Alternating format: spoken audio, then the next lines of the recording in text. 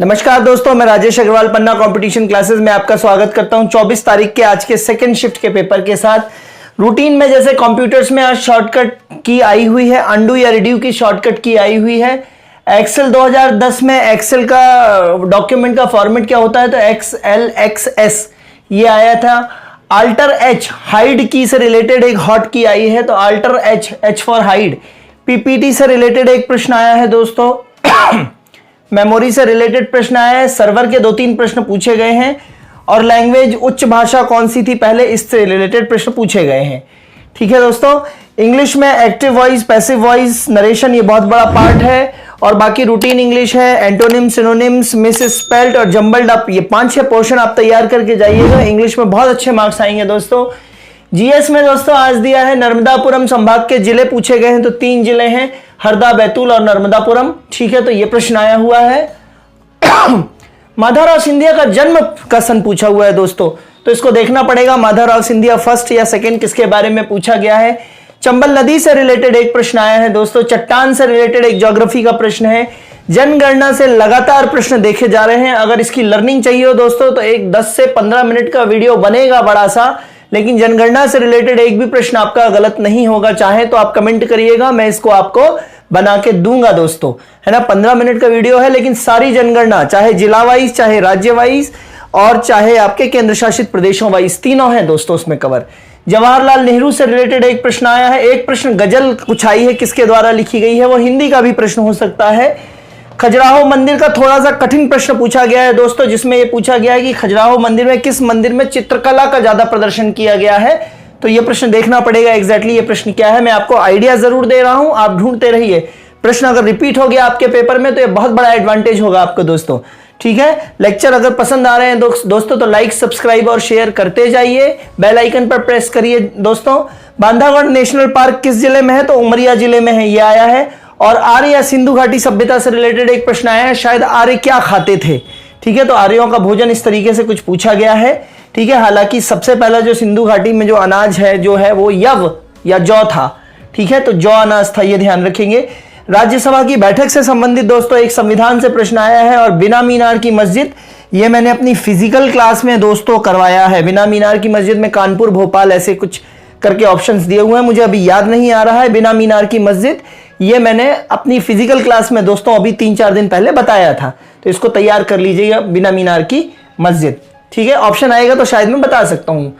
Science में दोस्तों कवक बीमारी से रिलेटेड प्रश्न आए हैं। एथलीट, फूट, गंजापन, है ना, ये सारी बीमारियां हैं कवक से रिलेटेड। जी का मान पूछा गया है दोस्तों, है ना। ऊपर जाने पे या नीचे जाने पे, पृथ्वी की सतह से ऊपर जाने पे या नीचे जाने पे, दोनों तरफ जी का मान घटता है।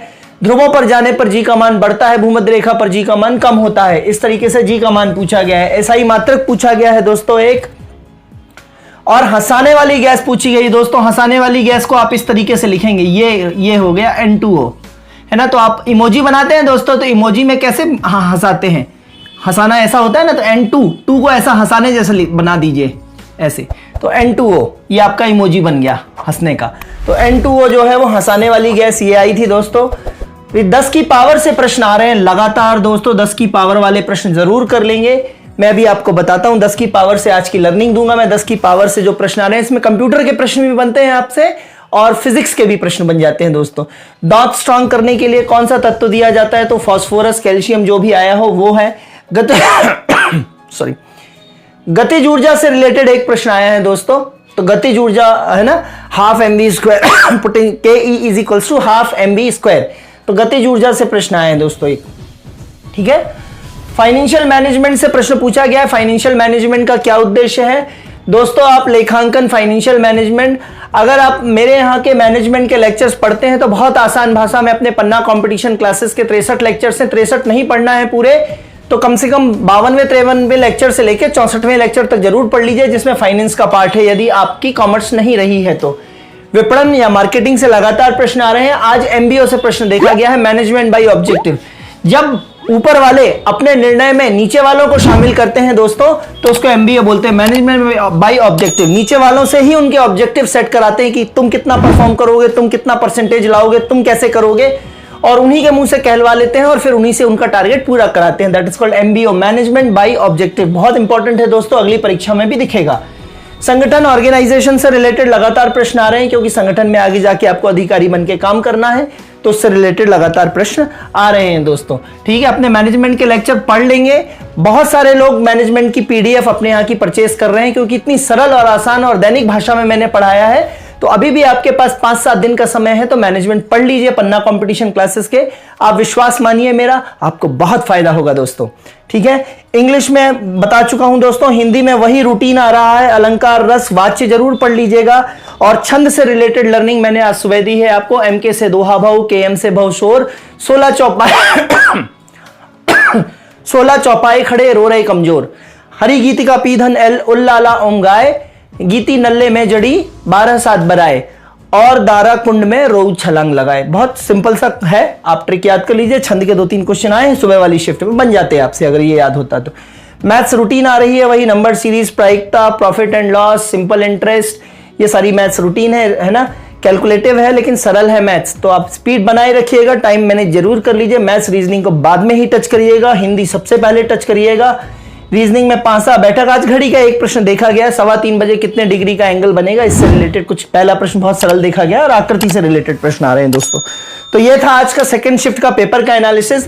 अब दोस्तों आज की पहली लर्निंग जो है वो 10 की पावर से प्रश्न जो है वो आया है, मैं बता रहा हूं 10 की पावर आपको कैसे याद करनी है।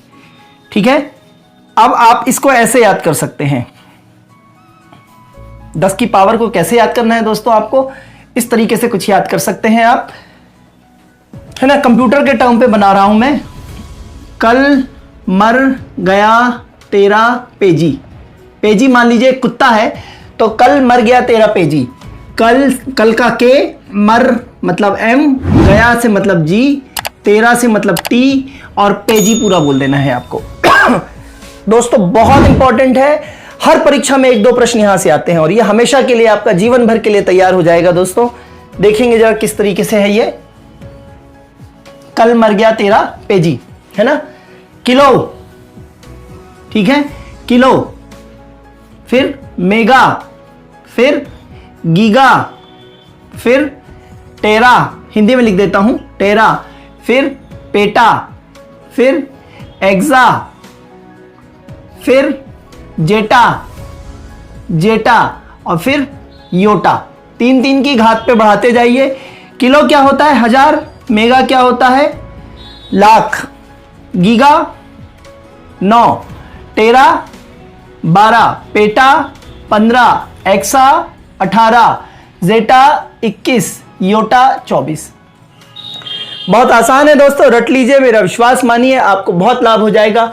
कल मर गया तेरा पेजी, पेजी एक कुत्ता का नाम है, तो कल मतलब के, मर मतलब एम, गया मतलब जी, तेरा मतलब टी।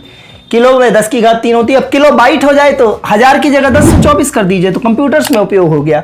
मेगा हो गया तो 10 की घात, है ना, 10 ये हो गया, और 3 0 और लगा दीजिए, तो ये मेगा बाइट हो गया, ये किलो बाइट हो गया। 1000 की जगह 10 से 24 करते जाइए, और यही चीज कंप्यूटर में यूज कर लीजिए। वैसे ये फिजिक्स की है। तो कल मर गया तेरा पेजी बहुत इंपॉर्टेंट है, याद रखिएगा। इसी का उल्टा दोस्तों क्या होता है, ये होता है मिली, ये होता है माइक्रो, और नैनो कार ने आपको सिखा दिया है 10 to the nano particles, nano.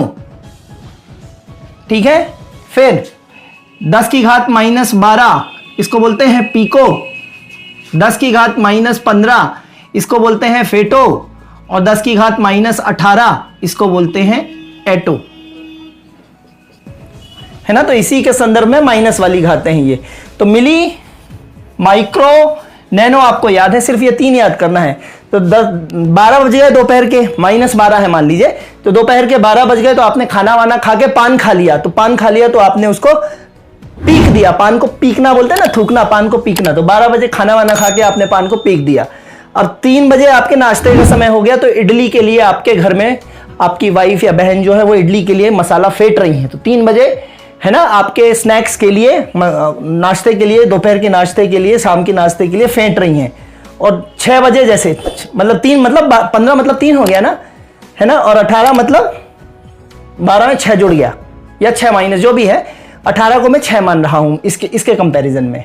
ठीक है, ये 3 है ना, ये 12 बजे, 12 और 3 15, 3 और 12 और 6 18, तो शाम के 6 बजे जो है वो फिर से ऐंठ गया बंदा, जो है वो ऐंठ गया। तो 12 बजे पान खा के पीक दिया उसने, खाना वाना खा के। 3 बजे फिर 12 और 3 15 ऐसे जोड़ रहा हूं मैं, तो 3 बजे वो है मसाला, इडली का मसाला फेंटा, और 6 बजे वो बंदा ऐंठ गया, उसको इडली पसंद नहीं आई तो वो ऐंठ गया मतलब वो रूठ गया। ठीक है, तो कल मर गया तेरा पेजी, और पीको, फैटो और एटो, ये ध्यान रखिएगा दोस्तों, बहुत इंपॉर्टेंट लर्निंग है। कल फिर मिलते हैं 25 तारीख को पहली शिफ्ट के एनालिसिस के साथ। लेक्चर को लाइक, सब्सक्राइब, शेयर करिए। फिजिकल क्लासेस अपनी चल रही हैं, शाम को 4 से 6 सोशल साइंस चल रहा है जिसमें एंशिएंट हिस्ट्री चल रही है, और 6 से 8 वर्ग 2 के लिए बायोलॉजी वाला बैच चल रहा है। ठीक है दोस्तों, तब तक के लिए धन्यवाद। जय हिंद दोस्तों।